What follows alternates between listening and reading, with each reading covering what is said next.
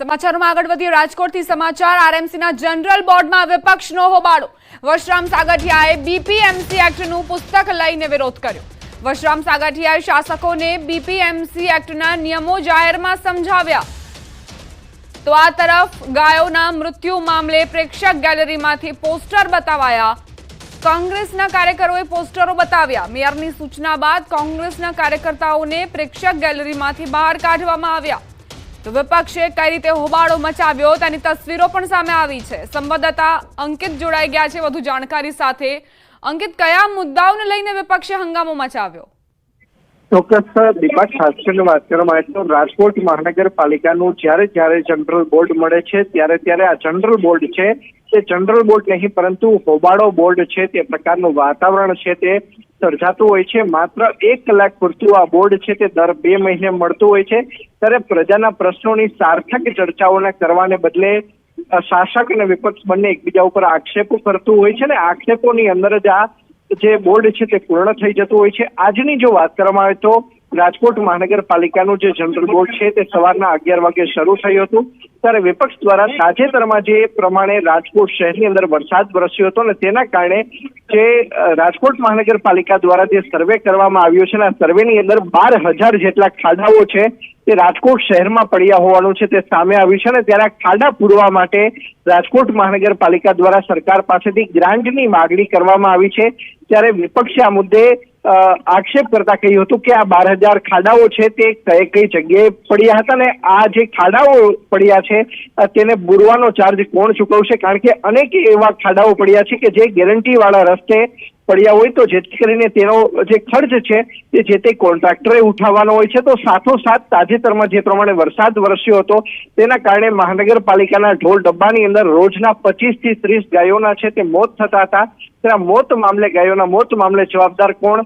સાથોસાથ તાજેતરમાં જે સ્મશાનની અંદરનું લાકડાનું કૌભાંડ સામે આવ્યું હતું ત્યારે લાકડા કૌભાંડ બાબતે પણ વિપક્ષ દ્વારા સવાલો પૂછવામાં આવ્યા હતા જી આભાર અંકિત જાણકારી આપવા માટે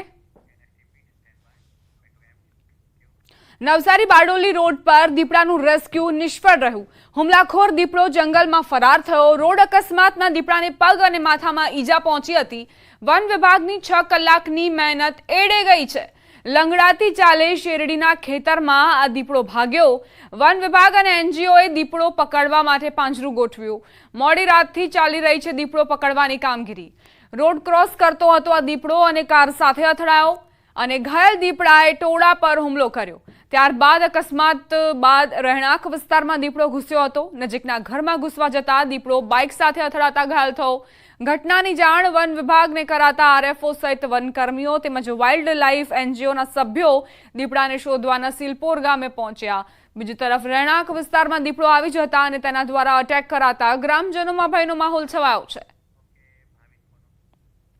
સંવાદદાતા ભાવિન જોડાઈ ગયા છે વધુ જાણકારી સાથે ભાવિન પહેલા અકસ્માત સર્જાયો ત્યારબાદ દીપડો ત્યાંથી ફરાર થઈ ગયો રહેણાંક વિસ્તારમાં પહોંચ્યો અત્યારે શું સ્થિતિ શું સમાચાર તેને લઈને ચોક્કસ દીપા જે રીતના નવસારી બારડોલી જે રોડ છે અને ત્યાં જે દીપડો માર્ગ અકસ્માતમાં ઈજાગ્રસ્ત થયો હતો દીપડાને માથાના ભાગે અને પગના ભાગે ઈજાઓ થઈ છે પરંતુ સૌથી મોટી વાત એ છે કે દીપા કે જે વન વિભાગ જે છે વન વિભાગ સાધનોના અભાવે જે દીપડાને ટ્રેન્ક્યુલાઇઝ કરવાનો હોય છે એને જે પકડી લેવાનો હતો કારણ કે જે સમયે જે દીપડો ઈજાગ્રસ્ત થયો હતો તે સમયે જો વન વિભાગ પાસે પૂરતા સાધનો હોત તો દીપડો આજે વન વિભાગના કબજામાં આવી ગયો હોત અને જે હુમલો જે થયો હતો યુવતી પર એ પણ કદાચ બચી ગયો હતો હજુ પણ એ સવાલો સામે આવી રહ્યા છે કે જો દીપડો હજુ રહેણાંક વિસ્તારમાં જો જતો રહેશે તો કોઈના પર હુમલો કરી શકે એવી સંભાવના સેવાઈ રહી છે પરંતુ હાલ જે તમામ જે મોડી રાત સુધી જે દીપડાને રેસ્ક્યુ કરવાની જે કામગીરી હતી એ નિષ્ફળ ગઈ છે અને ત્યારબાદ જે દીપડો છે એ જંગલ વિસ્તારમાં એટલે કે શેરડીના ખેતરો છે અને ક્યાંક લંગડાતો જતો રહ્યો છે હવે શોધવું વન વિભાગ માટે ભારે મુશ્કેલ છે એટલે કે હવે રહેવું આસપાસના જે રહેણાંક વિસ્તારો છે એમને ચેતીને રહેવું જરૂરી બન્યું છે દીપા હાલ આભાર ભાવિન જાણકારી આપવા માટે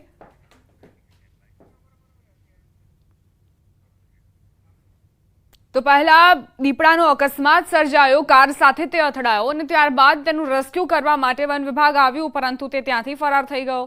રહેણાંક વિસ્તારમાં ઘૂસ્યો, ત્યાં પણ બાઇક સાથે ટક્કર થઈ. ઘાયલ અવસ્થામાં આ દીપડો અત્યારે ફરાર થઈ ગયો છે અને હજુ સુધી તેનો કોઈ જ પત્તો નથી લાગ્યો. વન વિભાગે પાંજરું ગોઠવ્યું છે, પરંતુ તેમ છતાં દીપડો હજુ પકડથી દૂર છે, એટલે ત્યાંના જે રહેણાંક વિસ્તારના લોકો છે તે પરેશાન છે. ભયનો માહોલ તેમનામાં છવાયો છે. આ દીપડાનું રેસ્ક્યુ કરવામાં આવે ત્યારબાદ જ સ્થાનિકો રાહતનો શ્વાસ લેશે, કારણ કે ઘાયલ અવસ્થામાં ભલે દીપડો હોય, પરંતુ તેણે ત્યાં હાજર ટોળા પર પણ હુમલો કર્યો હતો અને આ જે દીપડો ફરી રહ્યો છે અત્યારે, તે લોકો માટે પણ ખતરારૂપ સમાન સાબિત થઈ શકે છે. એટલે જ સ્થાનિકોની માંગ છે કે ઝડપથી આ દીપડાને પાંજરે પૂરવામાં આવે.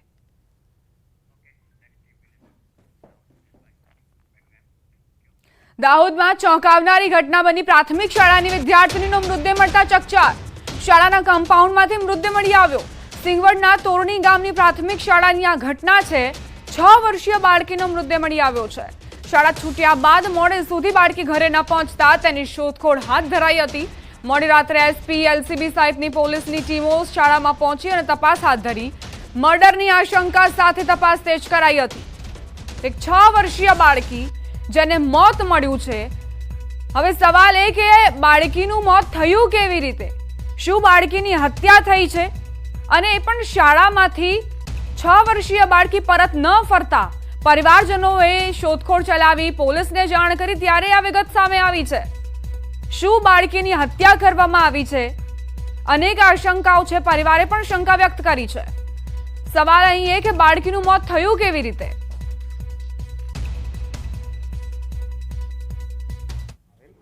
માસી તોયની પ્રાથમિક શાળામાં ધોરણ 1માં અભ્યાસ કરતી વિદ્યાર્થીની શાળા સામે છૂટ્યા બાદ ઘરે પરત ન ફરતા વાલી વારસ દ્વારા તપાસ હાથ કરવામાં આવેલ. દરમિયાન તપાસ કરતા શાળાની પાછળના કમ્પાઉન્ડના અંદરના ભાગે દીકરી બેભાન અવસ્થામાં મળી આવેલ, જેથી તાત્કાલિક સરકારી દવાખાને સારવાર માટે લઈ જતા દીકરીને મૃત જાહેર કરવામાં આવેલ, જેથી ફોરેન્સિક પેનલ ડોક્ટર દ્વારા પીએમ કરાવ્યા બાદ આગળની કાર્યવાહી હાથ ધરવામાં આવશે. સમાચાર રાજકોટથી પ્રાપ્ત થઈ રહ્યા છે. વધુ એક નકલી સ્કૂલ ધમધમતી હોવાની આશંકા. છેલ્લા 10 વર્ષથી નકલી સ્કૂલની આશંકા. મધુવન સ્કૂલ મંજૂરી વિના ચાલતી હોવાની ફરિયાદ. રાજકોટ જિલ્લા શિક્ષણ અધિકારીને આ ફરિયાદ કરાઈ. મધુવન સ્કૂલમાં માત્ર ધોરણ 1 થી 8ની મંજૂરી છે. ધોરણ 9 અને 10ના વર્ગો મંજૂરી વગર ચાલી રહ્યા છે. મધુવન શાળામાં ધોરણ 10 પાસ કર્યા બાદ અન્ય ગ્રાન્ટેડ સ્કૂલના એલસી આપવામાં આવતા હોવાની ફરિયાદ ઉઠી છે. ફરિયાદ મળતા શિક્ષણ અધિકારીએ તપાસના આદેશ આપ્યા.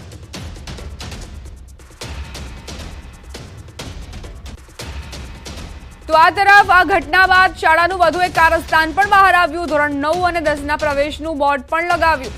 બોર્ડ અંગે સ્કૂલ સંચાલકનો હાસ્યાસ્પદ જવાબ. અમારું સારું દેખાય એટલે બોર્ડ લગાવ્યું છે તેવું કહેવું છે સંચાલકનું.